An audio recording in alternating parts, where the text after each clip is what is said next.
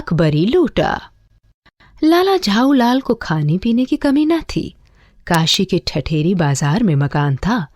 नीचे की दुकानों से 100 रुपए मासिक किराया उत्तर आता था। बच्चे कच्चे अभी थे नहीं, सिर्फ 2 प्राणी का खर्च था। अच्छा खाते थे, अच्छा पहनते थे, पर 250 रुपए तो कभी आंख सेकने के लिए भी न मिले थे।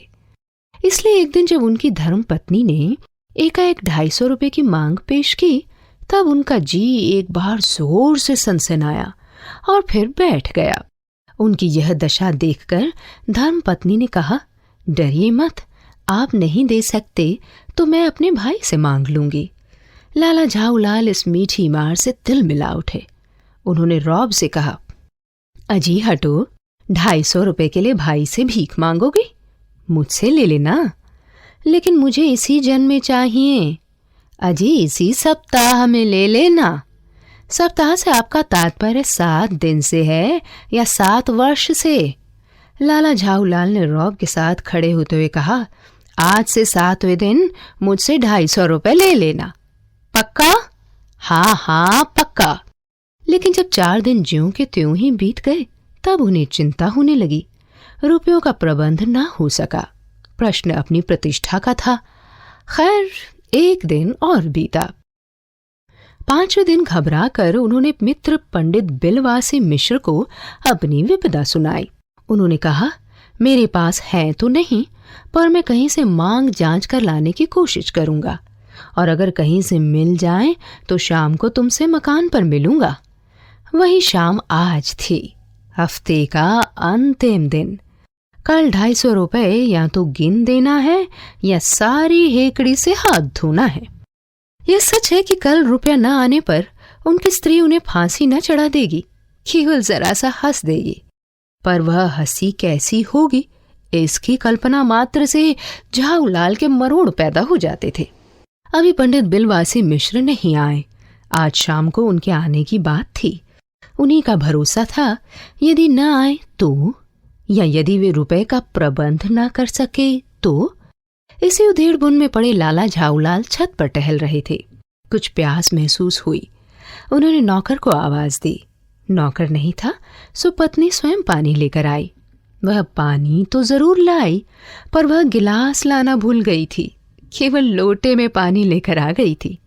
लोटा भी संयोग से वह था जो अपने बेढंगी सूरत की वजह से सदा ही लाला झाऊलाल को नापसंद था तो नया, यही कुछ 2 साल का, पर उस लोटे का आकार कुछ ऐसा था कि जैसे उसका बाप डमरू और माँ चिलम रही हो। लाला झाऊलाल ने लोटा ले लिया। वे बोले कुछ नहीं। सोचा कि लोटे में पानी दे रही है, यह भी गनीमत है। अगर चूं भी करूंगा तो बाल्टी में भोजन मिलेगा, तब क्या बाकी रह जाएगा। लाला झाऊलाल अपना गुस्सा पीकर पानी पीने लगे। उस समय वे छत की मुंडेर के पास ही खड़े थे। मुश्किल से 1-2 घूंटी पी पाए होंगे कि जाने कैसे उनका हाथ हिला और लोटा उनके हाथ से छूट गया। लोटे ने न दाएं देखा न बाएं, वह नीचे गली की ओर चल पड़ा। लाला झाऊलाल को काटो तो खून नहीं। ठठेरी बाजार जैसी चलती हुई गली में ऊंचे तिमंजिले से लोटे का गिरना कोई हंसी नहीं है। गली में एक जोर का हल्ला उठा। लाला झाऊलाल जब तक दौड़कर नीचे आए, तब तक भारी भीड़ उनके आंगन में घुस आई।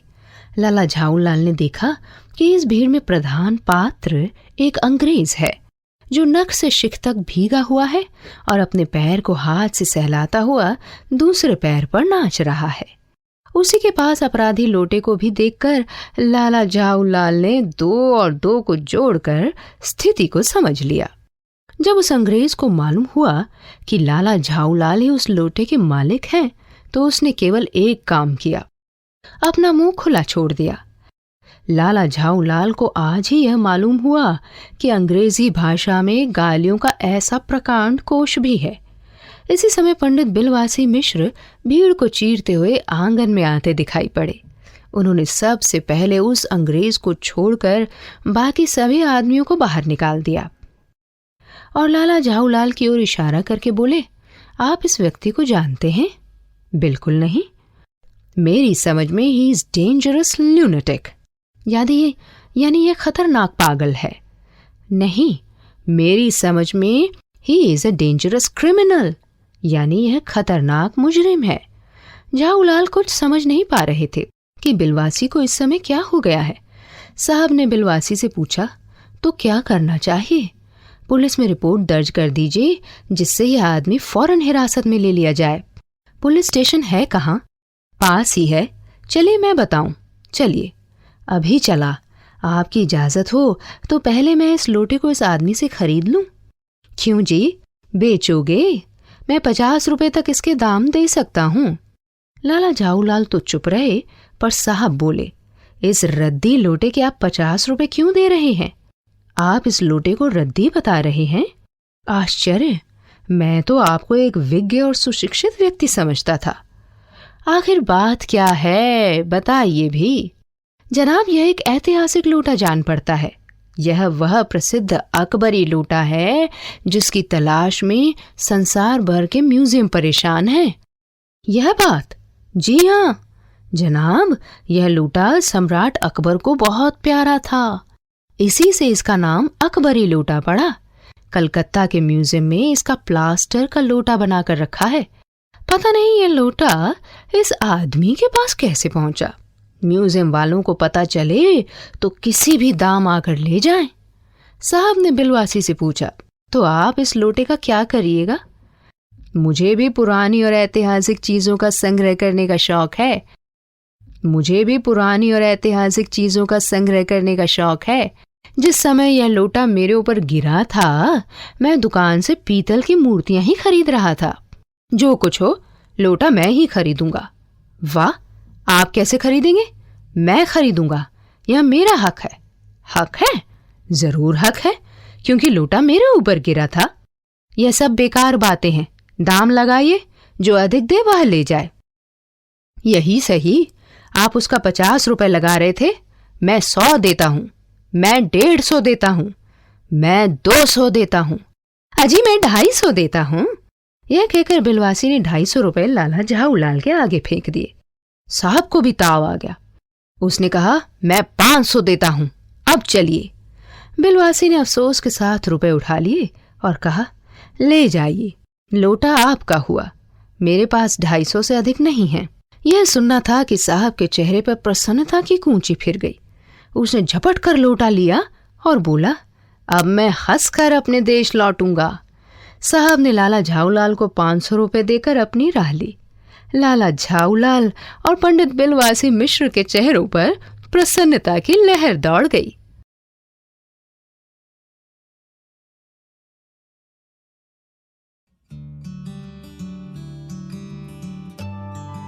शहर से बाहर एक सड़क पर महंत और 2 चेले बात कर रहे हैं। महंत, बच्चा नारायण दास, यह नगर तो दूर से बहुत सुंदर दिखाई पड़ता है। देख, कुछ भिक्षा मिले तो भगवान को भोग लगे। गुरुजी महाराज, नगर तो बहुत सुंदर है, पर भिक्षा भी सुंदर मिले तो बड़ा आनंद हो। बच्चा गोवर्धन दास, तू पश्चिम की ओर जा और नारायण दास पूर्व की ओर जाएगा। भाजी क्या भाव है? बाबाजी, टके सेर। सब भाजी टके सेर। वाह वाह, बड़ा आनंद है। यहाँ सभी चीजें टके सेर। क्यों भाई हलवाई, मिठाई क्या भाव है? टके सेर। वाह वाह, बड़ा आनंद है, सब टके सेर। क्यों बच्चा, इस नगरी का नाम क्या है? अंधेर नगरी। और राजा का नाम क्या है? चौपट राजा।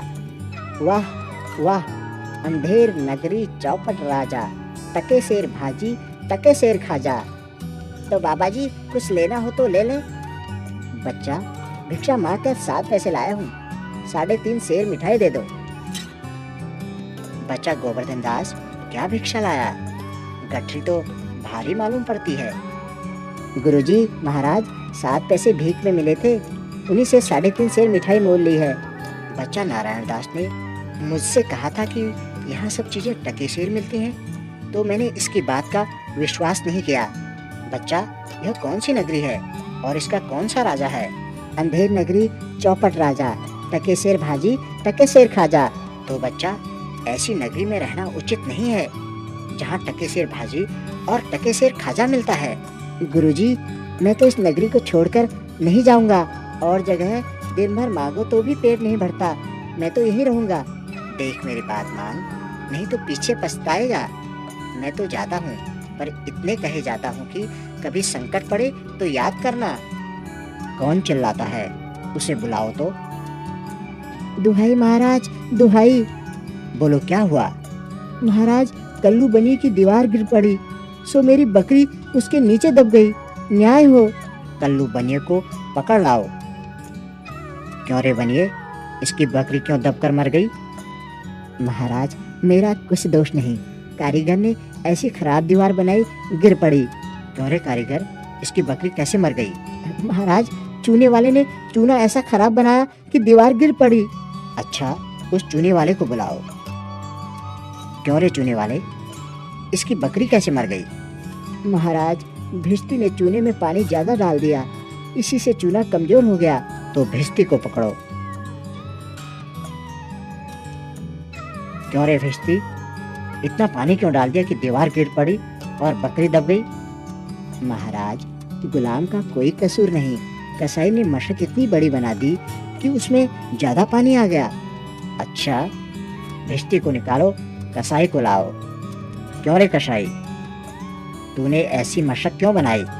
महाराज, गडरिये ने टके की ऐसी बड़ी भेड़ मेरे हाथ बेची कि मशक बड़ी बन गई। अच्छा, कसाई को निकालो, गडरिये को लाओ।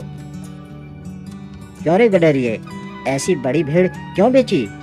महाराज, उधर से कोतवाल की सवारी आई, उसकी भीड़ भाड़ के कारण मैंने छोटी बड़ी भेड़ का ख्याल ही नहीं किया। मेरा कुछ कसूर नहीं। इसको निकालो, कोतवाल को पकड़ कर लाओ। क्यों रे कोतवाल, तूने सवारी धूमधाम से क्यों निकाली कि गडरिये ने घबराकर बड़ी भेड़ बेच दी? महाराज, मैंने कोई कसूर नहीं किया। ले जाओ, कोतवाल को अभी फांसी दे दो। गुरुजी ने हमको नाहक यहाँ रहने के लिए मना किया था। माना कि देश बहुत बुरा है, पर अपना क्या, खाते पीते मस्त पड़े हैं। चल बे चल, मिठाई खाकर खूब मोटा हो गया है, आज मजा मिलेगा। मैंने तुम्हारा क्या बिगाड़ा है जो मुझको पकड़ते हो? बात यह है कि कल कोतवाल को फांसी का हुक्म हुआ था।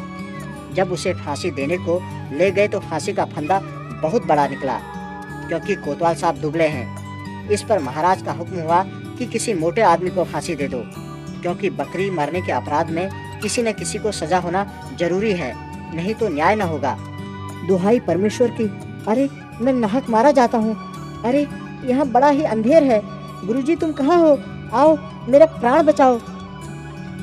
हाय बाप रे, मुझ बेकसूर को फांसी देते हैं। अबे चुप रह, राजा का हुक्म भला कहीं टल सकता है? मैंने गुरुजी का कहना न माना, उसी का यह फल है। गुरुजी कहाँ हो? गुरुजी, गुरुजी। अरे बच्चा गोवर्धन दास, तेरी यह क्या दशा है? गुरुजी, दीवार के नीचे बकरी दब गई, जिसके लिए मुझे फांसी दी जा रही है। गुरुजी बचाओ। कोई चिंता नहीं, सुनो, मुझे शिष्य को अंतिम उपदेश देने दो। तब तो गुरुजी हम अभी फांसी चढ़ेंगे। नहीं बच्चा, हम बूढ़े हुए, हमको चढ़ने दो। यह क्या गोलमाल है? महाराज, चेला कहता है मैं फांसी चढ़ूंगा, गुरु कहता है मैं चढ़ूंगा, कुछ मालूम नहीं, पता करो क्या बात है। बाबा जी बोलो, आप फांसी क्यों चढ़ते हैं? राजा, इस समय की शुभ घड़ी में जो मरेगा सीधे स्वर्ग जाएगा, तभी तो हम फांसी चढ़ेंगे। नहीं, हमें हुक्म है, हम लटकेंगे, हमारे कारण दीवार गिरी।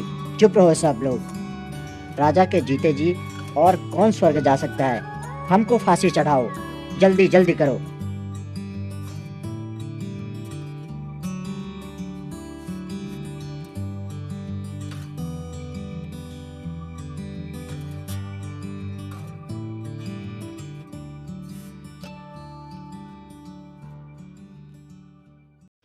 एक किसान था, उसके बगीचे में आम का एक पेड़ था।